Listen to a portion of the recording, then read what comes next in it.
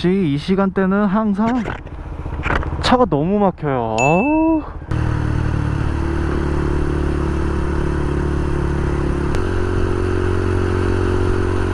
네, 안녕하세요 여러분, 홍이로그의 홍입니다. 자, 오늘 이렇게 또 에이프를 타고 이렇게 나왔습니다. 자, 그래서 오늘은 어떤 영상을 한번 찍어 볼까 하냐면, 지금 이 에이프가 일단 100cc, 그러니까 저배기량이잖아요. 이 저배기량의 장점에 대해서 한번 얘기를 해볼까 합니다. 일단 첫 번째, 연비겠죠. 뭐 여러분들도 웬만하면 다 아실 거예요. 일단 저배기량, 그러니까 cc가 낮으면 낮을수록 아무 대부분의 바이크들이 연비가 다 높더라고요. 그래서 지금 홍이가 타고 있는 이 에이프 100의 연비는 지금 거의 39에서 40, 41 정도가 나옵니다. 닌자 400을 탔을 때의 연비는 대략 한 18에서 20 정도, 21. 그리고 MT-07이 17에서 한 20 정도?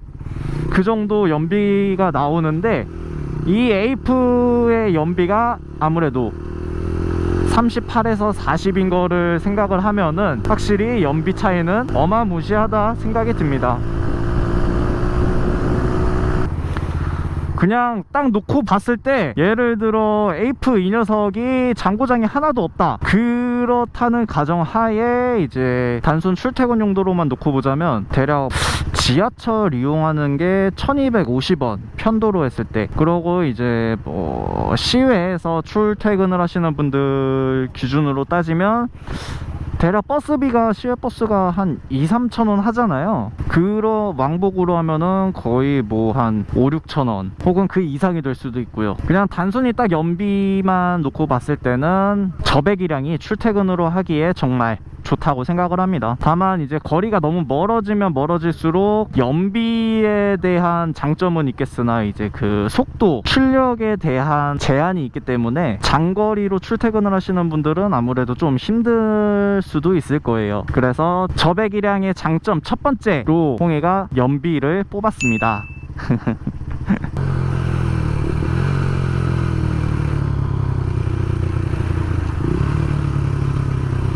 자, 그러고 두 번째로는 아무래도 보험료겠죠. 보험료는 cc가 높을수록 조금씩 더 올라갑니다. cc가 높을수록 올라가기 때문에 일단 보험에는 대략 4종류의 보험이 있다고 생각하시면 될 것 같아요. 50cc 미만으로는 경량, 경형, 50cc 이상의 100cc 미만은 소형으로 들어가게 되고요. cc에서 250cc는 이제 중형으로 들어갑니다. 그리고 마지막으로 250cc 이상으로는 다 대형으로 들어가게 되는데, 홍이는 이 에이프 100에 대한 보험료가 지금 20만원 초반대입니다. 아무래도 일단 이게 책임보험이다 보니까, 그러니까 닌자 400 그리고 MT-07 이 대형 종합보험으로는 110만원이 들었는데, 아무래도 그냥 책임보험과 종합보험으로만 놓고 봤을 때는 이 금액 차이가, 갭 차이가 상당히 큽니다. 물론 이제 책임보험으로 대형을 넣었을 때도 차이가 많이 날 거예요. 홍이가 그 닌자 400을 이제 첫 보험으로 했을 때 책임이었어도 한 7-80만원 했던 걸로 기억합니다. 그런 것들을 따지자면 이 에이프 100 그러고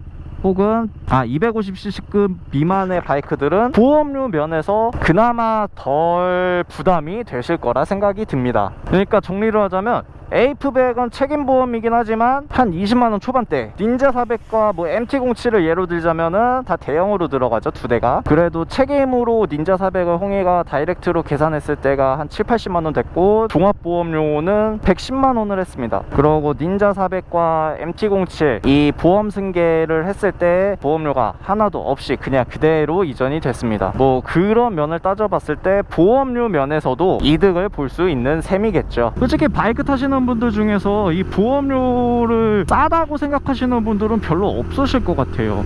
홍이가 만난 사람들을 보면은 거의 대부분의 분들이 보험료가 좀 부담이 된다 라고 다들 말씀을 그렇게 하시더라고요. 와, 차들 진짜 많다. 이런 시내 주행에서 한 가지 더 생각났어요. 원래 이거는 제가 생각한 거에 없었는데 이렇게 시내 주행을 하면서 경험을 해보니까 갑자기 퍼뜩 떠오르네요. 엔진열이 아무래도 적습니다. 특히나 이런 여름날에는 도심 주행을 하시는 엔진열이 많은 바이크들을 타시는 분들이라면 공감을 하실 텐데, 이 엔진열이 솔직히 무시를 못해요. 그렇다고 겨울에 따뜻하냐?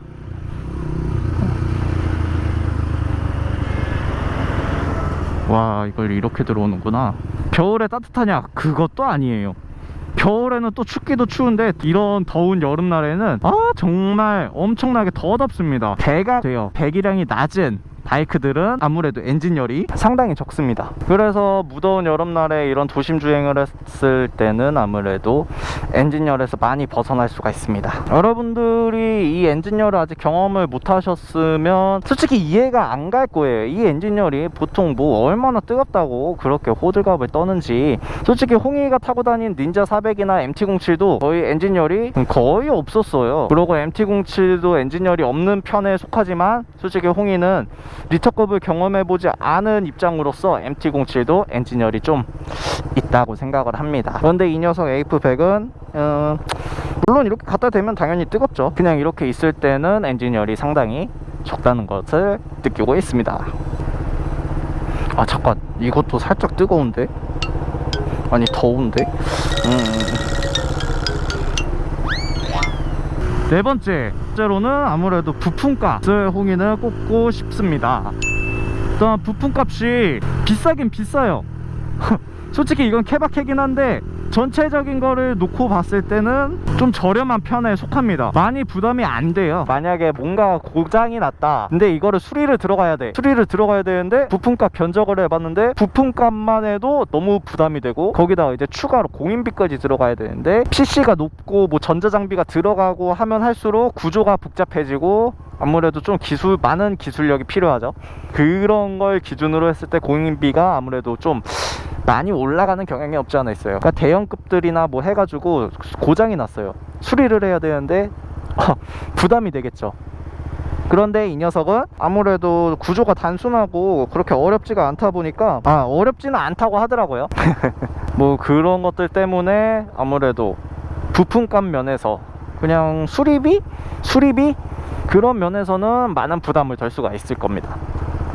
자, 그러고 다섯 번째, 이거는 유지비인데 유지비는 아까 첫 번째로 말씀드렸던 연비, 그러고 네 번째로 말씀드렸던 뭐 부품값, 이런 것들에 싹 다 포함이 되는데, 그냥 유지비 전체적인 거를 놓고 봤을 때 엔진 오일도 뭐 기준 한 통이 들어가고, 거기에 웬만한 125cc급 미만들은 홍이가 살짝 찾아봤는데 오일 필터가 없는 것들이 많다고 하더라고요. 다행히 이 AF100은 오일 필터가 없고 에어 필터만 들어가 있는 상태이다 보니까 오일 필터에 대한 부담감도 없고, 타이어 값도 있겠죠. 뭐 그러고 대소기어, 체인 등등 그런 거를 놓고 봤을 때 CC가 높은 바이크들에 비해서 좀 저렴한 편에 속합니다. 그렇기 때문에 오, 멋있다. 그렇기 때문에 여러분들이 이제 이렇게 딱 봤을 때 아무래도 부담감이 많이 적을 겁니다. 자, 그러고 여섯 번째, 입문자들이 이제 바이크를 처음 경험하시고 입문하시는 분들께는 많이 부담이 없는 무게입니다. 가벼워요. CC가 물론 또 높으면은 아무래도 좀 바이크가 무거워져요. 물론 요즘 바이크들은 경량화다 뭐다 해가지고 이것저것 최신 기술들의 뭐 막 집약체가 있어요. 일단 이 녀석을 놓고 봤을 때는 상당히 무게가 가볍습니다. 입문자들이 바이크 무게에 대한 부담감을 많이 걱정하실 필요가 없습니다. 시원해.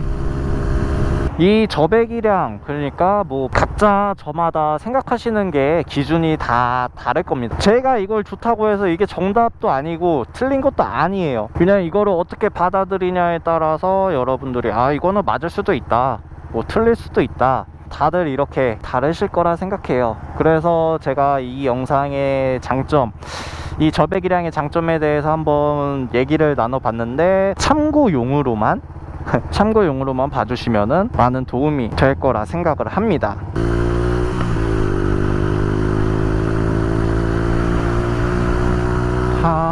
저거 이렇게 들어온다 이거지. 근데 차로 도심 시내 주행에서 저렇게 달리기도 진짜 힘든데. 이야, 자, 그러면 이것으로 저배기량의 장점 6가지에 대한 얘기를 한번 해봤습니다. 그러면 다음 영상에서 또 인사를 드리겠습니다. 안녕.